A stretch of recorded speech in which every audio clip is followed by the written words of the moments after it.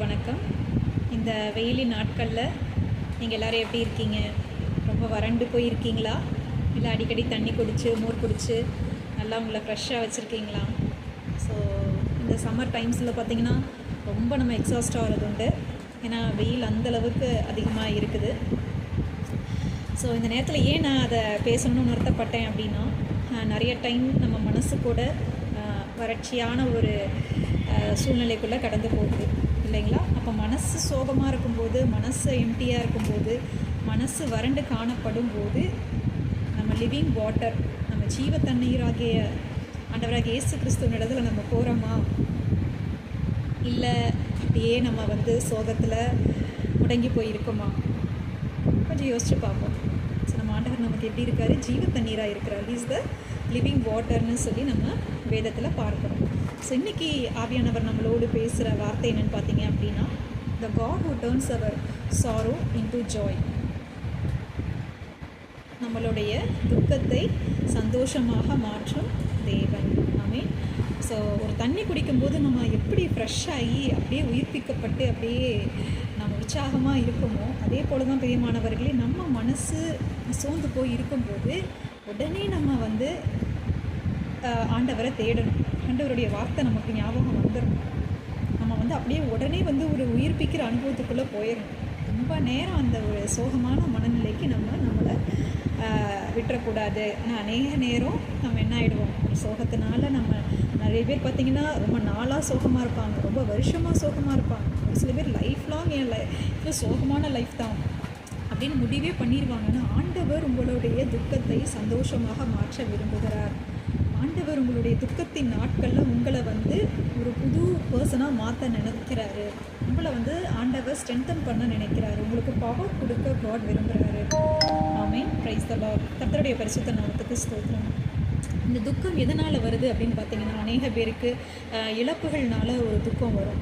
அவங்களுடைய beloved once இறந்து போயிருந்தாங்கன்னா ஒரு துக்கம் வரும். இல்லை அவங்க மனசு காயப்படுற மாதிரி யாராவது பேசியிருந்தால் துக்கம் வரும். ஆல்சோ ஏதாவது டிஸ்கரேஜ்மெண்ட்டை ஃபேஸ் பண்ணியிருந்தால் அவங்களுக்கு துக்கம் வரும். இல்லை ரொம்ப வருஷமாக ஒரு காரியம் நடக்கலை, காட் சைலண்ட்டாக இருக்காரே அப்படிங்கிறதுனால ஒரு துக்கம் வரும். அதே போல் பார்த்தீங்க அப்படின்னா, நம்மளே ஒரு ஓனாக நம்மளுடைய இமேஜை மித்தவங்களோடு நம்ம கம்பேர் பண்ணிவிட்டு நம்ம ஒரு துக்கத்துக்குள்ளே கடந்து போவோம். ஸோ இந்த துக்கம் வர்றதுனால நம்ம ரொம்ப ஆக்சுவலாக ஒரு வீக் வெசலாக, ஒரு சோர்வான ஒரு ஆளாக நம்ம மாறிடுவோம். ஆனால் ஆண்டவர் நம்மளுடைய சோர்வை எடுக்க விரும்புகிறார். ஏசாயா 40வது அதிகாரம் 29வது வசனத்தில் இப்படியாக வேதத்தில் கொடுக்கப்பட்டிருக்கு. சோர்ந்து போகிறவனுக்கு அவர் பலன் கொடுத்து சத்துவம் இல்லாதவனுக்கு சத்துவத்தை பெருக பண்ணுகிறார். He gives strength to the weary and increases the power of the weak. ஆமென். எவ்வளோ ஒரு பியூட்டிஃபுல்லான வேர்ஸ் பாருங்கள். அப்போ நம்ம துக்கமாக இருக்கும்போது ஃபஸ்ட்டு கர்த்தர்கிட்ட போய் உங்கள் துக்கத்தினுடைய விஷயங்களை, நம்ம ஃப்ரெண்ட்ஸ்கிட்ட சொல்கிறது ஒரு விஷயம், பட் ஃபஸ்ட்டு நீங்கள் காட்கிட்ட போய் உங்களோட பேர்டன்ஸு, உங்களுடைய பெயின், உங்களுடைய ஹர்ட்ஸு எல்லாத்தையும் நீங்கள் ஆண்டவர்கிட்ட ஃபஸ்ட்டு சொல்லும்போது உங்களுக்கு என்ன கிடைக்கும் அப்படின்னா, ஒரு ஸ்ட்ரென்த் கிடைக்கும், ஒரு பவர் கிடைக்கும். ஆமீன். ஆண்டவர் உங்களை ஒரு என்ன சொல்கிறது, அந்த மாதிரியான எக்ஸ்ட்ரீமான ஒரு வியர்னஸ்க்குள்ளே போகாமல் காட் உங்களை அப்படியே எழும்ப வச்சுருவார். ஆமீன். ஸோ ஃபஸ்ட்டு முதலாவது உங்களுக்கு துக்கம் ஏற்படும் பொழுது நீங்கள் யார்கிட்ட ஓடணும் அப்படின்னா, ஆண்டவர்கிட்ட நீங்கள் ப்ரேயரில் போய் உங்களுடைய வேதனையை தெரிவிங்க. பாருங்கள், பைபிளில் அன்னாள்னு சொல்லிட்டு ஒருத்தவங்க இருந்தாங்க.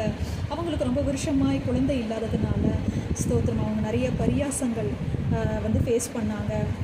நிறைய பேர் என்ன சொல்கிறது, அவங்களுக்கு ரொம்ப வருஷம் குழந்தை இல்லாததுனால ஏன் குழந்தை இல்லை அப்படின்னு சொல்லி அவங்கள ஒரு கேலி கிண்டல் பண்ணுற அளவுக்கு அவங்களுடைய சூழ்நிலை இருந்தது. அப்போது அவங்க என்ன பண்ணாங்க, போய் ஆண்டவரிடத்துல போய் தனியாக தன்னுடைய சிறுமையை சொல்லி ஜெபித்தார்கள். அவங்க ஜெபித்து முடித்ததுக்கப்புறம் அவங்க துக்கமுகமாக இருக்கவில்லை என்று வேதத்தில் நம்ம பார்க்குறோம். அப்போ ப்ரேயரில் ஒன்ஸ் நீங்கள் உங்களுடைய துக்கத்தை சொல்லிட்டீங்கன்னா, ஆமீன், அதுக்கப்புறம் நீங்கள் துக்கமாகவே இருக்க மாட்டீங்க. That is the power of prayer. So முதலாவது நம்ம கர்த்தருடைய பரிசுத்த நாமத்துக்கு ஸ்தோத்திரம். ஜெபத்தில் நம்ம ஆண்டவர்கிட்ட போய் நம்மளுடைய துக்கத்தை தெரிவிக்கும் பொழுது நமக்கு ஒரு புது பலன் கிடைக்கிறது. ஆமீன். நமக்கு ஒரு புது வல்லமை கிடைக்கிறது. ஆமீன். கர்த்தர் நல்லவராகவே இருப்பார். அதே போல் பார்த்திங்கன்னா, எரேமியா 31வது அதிகாரம் 13வது வசனத்தில் நம்ம பார்க்குறோம். ரொம்ப ஒரு பியூட்டிஃபுல்லான வேர்ஸ் அது. நான் அவர்கள் துக்கத்தை சந்தோஷமாக மாற்றி அவர்களை தேற்றி சஞ்சலம் நீங்க அவர்களை சந்தோஷப்படுத்துவேன். தேவன் வந்து என்ன பண்ணுவாராம், நம்மளுடைய துக்கத்தை வந்து சந்தோஷமாக மாற்றி அவர்களை தேற்றி சஞ்சலம் நீங்க அவர்களை சந்தோஷப்படுத்துவேன். ஆண்டவர் வந்து சிலுவையில் மரித்ததுக்கப்புறம் அவர் 3ஆம் நாள் அந்த உயிர்த்தெழுந்த பீரியட் டைமில் நிறைய பேர் துக்கமுகமாக இருந்தாங்க. ஆனால் ஆண்டவர் உயிர்த்தெழுந்ததுக்கு அப்புறமும் கூட பார்த்தீங்க அப்படின்னா அவிசுவாசத்தினால அவர் உயிர்த்தெழுந்துட்டார் அப்படிங்கிற ஒரு செய்தியை கேட்டு கூட அவிசுவாசத்தை நிமித்தம் நிறைய பேர் துக்கத்தில் இருந்தாங்க. மக்தலேனாள் மரியாள் அப்படிங்கிறவங்க ஆண்டவர் உயிர்த்தெழுந்ததை டைரெக்டாக ஆண்டவரை தரிசித்தாங்க. அதை போய் அவங்க வந்து துக்கத்தில் இருக்கவங்கள்ட்ட போய் சொல்கிறாங்க, நீங்கள் அழாதீங்க, ஆண்டவர் உயிரோடு தான் இருக்காரு அப்படின்னு சொல்கிறாங்க. ஆனால் அவர்கள் நம்பவில்லை என்று நம்ம வேதத்தில் பார்க்குறோம். ஸ்தோத்திரம். இன்றைக்கி ஆண்டவர் உங்களோடு இல்லை அப்படின்ற ஒரு அவிசுவாசத்தின் நிமித்தம் கூட நீங்கள் இன்றைக்கி ரொம்ப டல்லாக இருக்கலாம். ஸ்தோத்திரம். அந்த அவிசுவாசம் வேண்டாம் பிரியமானவர்களே. உங்களுடைய கஷ்டத்தின் நிமித்தம், வேதனை நிமித்தம் உங்கள் இருதயம் கடினப்பட வேண்டாம். உங்களுக்குள்ள அவிசுவாசம் வர வேண்டாம். ஸ்தோத்திரம். அப்படி வந்து நம்பாமல் இருந்தவங்கள்ட்ட ஆண்டவரே தரிசனமாகி கடிந்து கொண்டார் என்று நம்ம வேதத்தில் பார்ப்போம். ஸ்தோத்திரம். அவரே தரிசனமாகி அவர் ப்ரூஃப் பண்ணாராம் அவங்களுக்கு. ஏன் என்ன நீங்கள் நம்பலை அப்படின்னு சொல்லி தேவன் கேட்குறாரு. இப்போ அநேக டைம் நமக்குள்ளே பிரச்சனைகள், போராட்டங்கள், துக்கம் வரும்போது நம்ம அவிசுவாசத்துக்குள்ளே கடந்து போகிறோம். நம்ம வந்து ஒரு இருதயம் வந்து கடினப்பட்டு போயிடுது, ஒரு விரக்தியான மனநிலைக்கு போயிடுறோம். ஸ்தோத்திரம். அது இருக்கக்கூடாது. நெக்ஸ்ட் வந்து பார்த்தீங்க அப்படின்னா விசுவாசத்தின் நிமித்தம், ஹல்லேலூயா, விசுவாசத்தின் நிமித்தம் நமக்கு வந்து ஒரு கண்டிப்பாக ஆண்டவர் என் துக்கத்தை மாற்ற முடியும், நான் துக்கமாகவே இருக்க போகிறதில்ல, கடவுள் என்னை சந்தோஷமாக தான் வச்சுருக்க போகிறாரு, அவர் என்னோடு இருக்கிறார் என்பதை நான் விசுவாசிக்கிறேன். அப்போ ரெண்டாவது விஷயம், நீங்கள் உங்களுக்குள்ளே இருக்க அவிசுவாசத்தை எடுத்து போடுங்க, இருதய கடினத்தை எடுத்து போடுங்க. ஆண்டவர் உங்களோடு இருக்கிறத நம்பும் போது உங்களுக்குள்ளார ஒரு சந்தோஷம் வரும். நம்பிக்கையிலே சந்தோஷமாக இருங்கள் என்று வேதத்தில் ஒரு வசனம் இருக்கிறது. மூன்றாவது காரியம் வந்து பார்த்தீங்கன்னா, துயரப்படுகிறவர்கள் பாக்கியவான்கள், அவர்கள் ஆறுதல் அடைவார்கள். மத்தேயு 5ஆம் அதிகாரம் 4ஆவது வசனம். ஆண்டவரே சொல்கிறாரு, துக்கப்படுறவங்களாம் பாக்கியவான்களாம். ஹல்லேலூயா. Blessed are the people who mourn, for they will be comforted. So ஆண்டவர் மட்டும்தான் அப்படி பேசியிருக்காரு அப்படின்னு சொல்லி நிறைய டைம் நான் யோசிப்பது உண்டு. யாராவது வந்து துக்கமாக இருக்கிறது வந்து பிளஸட் அப்படின்னு சொல்லுவாங்களா? ஆனால் ஆண்டவர் ஏன் பிளஸட்னு சொல்கிறாரு அப்படின்னு பார்த்தீங்கன்னா, for they will be comforted by God. நீங்கள் இன்றைக்கி யாரும் உங்களை கம்ஃபர்ட் பண்ணலாம் அப்படின்னு நீங்கள் நினச்சிட்டு இருந்தால் கூட God is going to comfort you. ஆண்டவர் வந்து உயிர்த்தெழுந்ததுக்கப்புறம் ஃபஸ்ட்டு யார் வந்து பார்க்க ஓடுறாங்க அப்படின்னு பார்த்தீங்கன்னா, மேக்டலேன் மரியாள் தான் வந்து போய் பார்க்குறாங்க.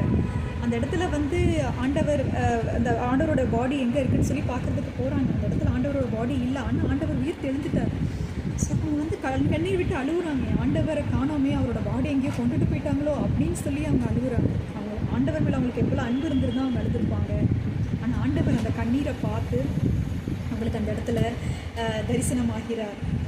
ஸோ இன்றைக்கி உங்களுடைய எக்ஸ்ட்ரீமான ஒரு க்ரீஃபில் நீங்கள் இருந்தாலும், சேட்னஸில் இருந்தாலும், ஸ்தோத்திரம். மூன்றாவது காரியம், ஆண்டவர் உங்களோடு இருந்து உங்களை கம்ஃபர்ட் பண்ண போகிறாரு.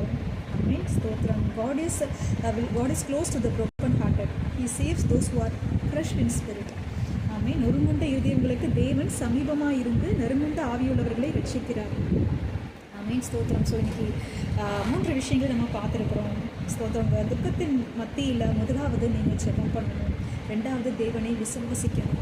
ஸ்தோத்திரம். மூன்றாவது காரியம் வந்து பார்த்திங்கன்னா, ஸ்தோத்திரம், தேவன் வந்து உங்கள் துக்கத்தில் உங்களுக்கு ரொம்ப சமீபமாக இருக்கிறார். யார் இல்லைனாலும் தேவன் உங்களோடு இருக்கிறார். விசுவாசிக்கிறீங்களா? ஆமென். ஸோ நிச்சயமாக தேவன் வந்து உங்களுடைய துக்கத்தை சந்தோஷமாக மாற்றப் போகிறார். உங்களுடைய sorrows are going to turn into joy, extreme joy, extreme gladness. God is going to turn your mourning into gladness, and He is going to comfort you, and He is going to give you joy instead of sorrow. ஆமென். விசுவாசிங்க. தேவன் நிச்சயமாக உங்களை உயிர்ப்பிக்க வச்சு உங்களை வந்து ஒரு சந்தோஷமான ஒரு பாத்திரமாக தேவன் உங்களை வந்து நடத்த போகிறார். ஆமென். கர்த்தருடைய பரிசுத்த நாமத்துக்கு ஸ்தோத்திரம். ஸோ இந்த நேரத்தில் உங்களுடைய துக்கம் நீங்கி விட்டது என்று நான் விசுவாசிக்கிறேன். நீங்களா அப்படின்னா உங்கள் ஜெபத்தில் போய் நீங்கள் வந்து என்ன பண்ணுங்கள், உங்கள் துக்கம் எல்லாத்தையும் நீங்கள் போர் அவுட் பண்ணிவிடுங்க. ரெண்டாவது விசுவாசிக்க ஆரம்பிங்க. மூன்றாவது ஆண்டவர் வந்து ரொம்ப உங்களுக்கு க்ளோஸாக இருக்கார் அப்படிங்கிறத வந்து நீங்கள் வந்து ஸ்தோத்திரம் எப்பொழுதுமே வந்து நீங்கள் ஸ்ட்ராங்காக ஆண்டவரை பிடிச்சு கொள்ளுங்க. ஆமென். ஹல்லேலூயா. ஸோ இந்த வார்த்தையோடு தேவன் உங்களோட பேசியிருப்பாருன்னு விசுவாசிக்கிறேன். God bless you all. Thank you.